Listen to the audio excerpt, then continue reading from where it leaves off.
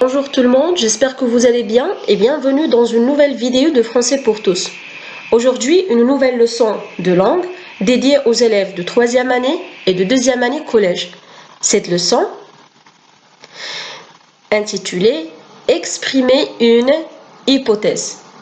Leçon C2 « Savoir exprimer correctement une hypothèse dans le présent et dans le passé ».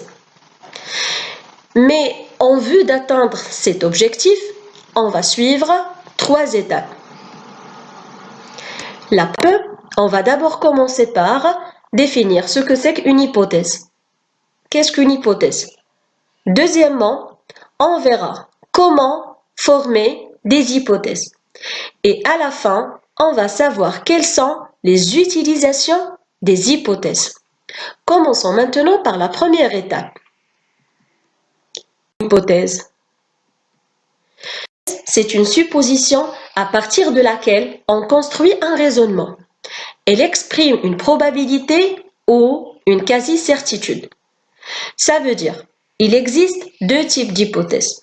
L'hypothèse réelle et hypothèse irréelle. Commençons par la première hypothèse, l'hypothèse réelle. Exprimer une hypothèse réelle. Exprimer des hypothèses réelles avec si plus présent, si plus présent plus impératif, ou bien si plus présent plus futur. Vous allez remarquer que l'hypothèse est toujours introduite par l'adverbe si. Et les hypothèses réelles que j'ai présentées maintenant, ils sont utilisées dans le présent. Prenons des exemples.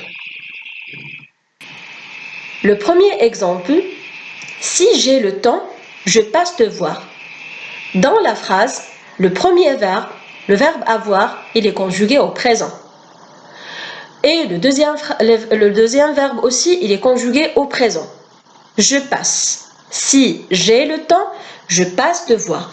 Cela signifie qu'il y a de chances que je passe te voir.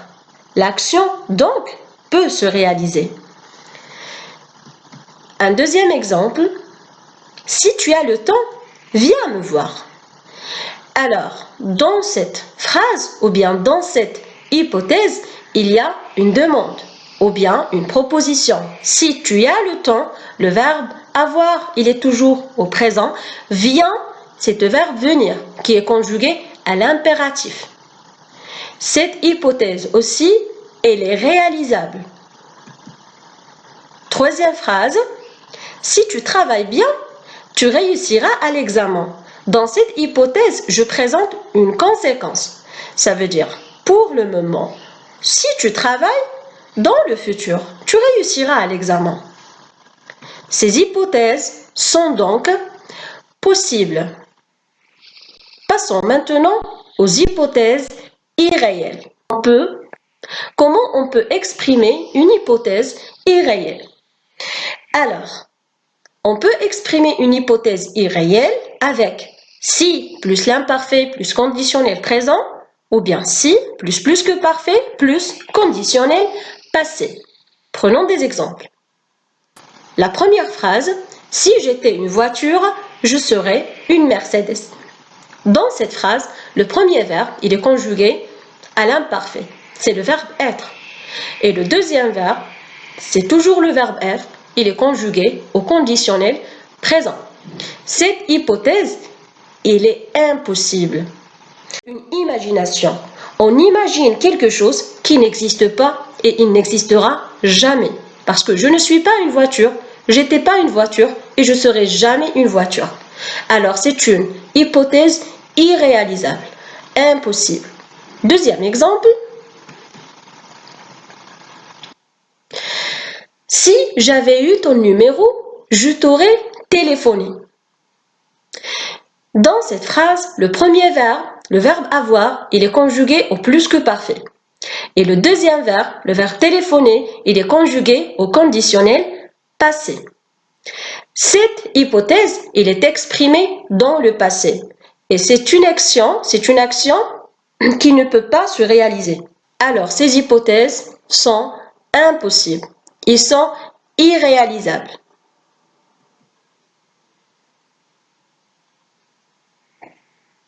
Prenons maintenant les utilisations des hypothèses. Utilisation de l'hypothèse. Concernant les hypothèses réelles, on peut les utiliser pour faire une proposition. Par exemple, si tu veux, on peut dîner ensemble. Alors là, j'invite mon ami, ou bien je fais une proposition à mon ami. On dîne ensemble, si bien sûr il veut. On peut par exemple utiliser l'hypothèse réelle pour donner un ordre ou une demande. Par exemple, si tu as le temps, appelle-moi. Appelle dans cette phrase, il est conjugué à l'impératif. C'est pour donner un ordre ou une demande. Et on peut finalement utiliser l'hypothèse réelle pour présenter une conséquence. Comme par exemple, si tu travailles mieux, tu réussiras à l'examen. Passons maintenant aux hypothèses irréelles. On peut exprimer une hypothèse irréelle pour présenter un rêve. Par exemple, si j'avais été riche, j'aurais acheté une villa. Le premier verbe, il est conjugué au plus que parfait. Le deuxième verbe, il est conjugué au conditionnel passé. Alors, dans cette phrase hypothétique, je présente mon rêve. Deuxième utilisation. Je peux utiliser l'hypothèse pour présenter un regret. Par exemple, si j'avais eu ton numéro, j'aurais pu te parler. Et finalement, je peux utiliser l'hypothèse irréelle pour faire un reproche. Par exemple, si tu avais préparé à l'examen, tu aurais réussi. Passons maintenant à ce que vous devez retenir. Le système hypothétique obéit à 3 schémas possibles. Pour les hypothèses possibles ou réalisables, on peut utiliser les schémas suivants. Si plus présent plus futur, ou bien si plus présent plus impératif, ou bien si plus présent plus présent. Pour les hypothèses impossibles ou irréalisables, on peut suivre les schémas suivants. Si plus imparfait plus conditionnel présent, ou bien si plus que parfait plus conditionnel passé. J'espère que vous avez bien compris cette leçon. Passons maintenant à l'exercice.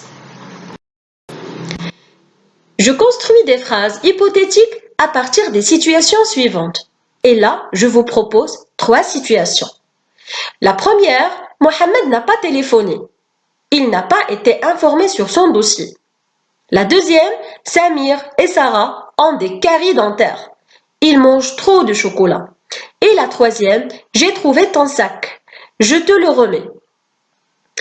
On est arrivé maintenant à la fin de la vidéo. J'espère que vous avez bien compris ce que c'est qu'une hypothèse et que vous pouvez maintenant former des phrases hypothétiques.